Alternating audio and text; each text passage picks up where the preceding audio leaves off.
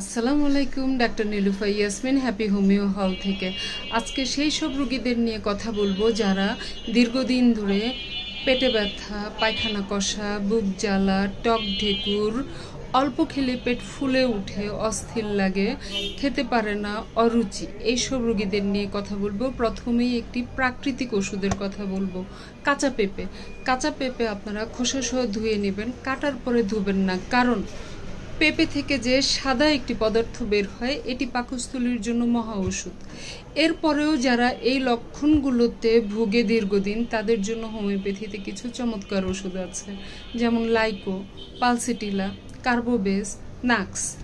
এগুলোতে এরকম টক ঢেকুর, পেট ফোলা, পেটে গ্যাস এই লক্ষণগুলো রয়েছে, কিন্তু আপনারা নাম ধরে মেডিসিন কিনে খাবেন না, কারণ আমাদের মেডিসিনগুলো লক্ষণ অনুযায়ী মেডিসিন ডিফারেন্স হয়।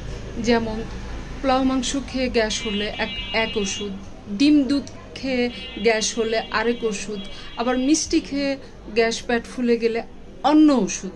সুতরাং ওই মুখস্থভাবে লাইকো গ্যাস্ট্রিকের ওষুধ, নাক্স পায়খানা কষার ওষুধ এইভাবে করে মেডিসিন কিনে খাবেন না।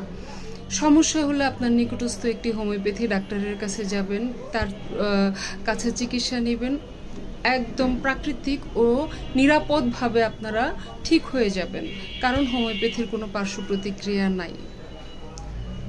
নিজেকে যত্ন নেবেন, ভালো থাকবেন, আর আমার ভিডিও শেয়ার করবেন, কারণ অন্যরাও যেন এই তথ্যগুলো জানতে পারে। ভিডিওটি ভালো লাগলে চ্যানেলটি সাবস্ক্রাইব করে দিবেন। ভালো থাকবেন। আল্লাহ হাফেজ।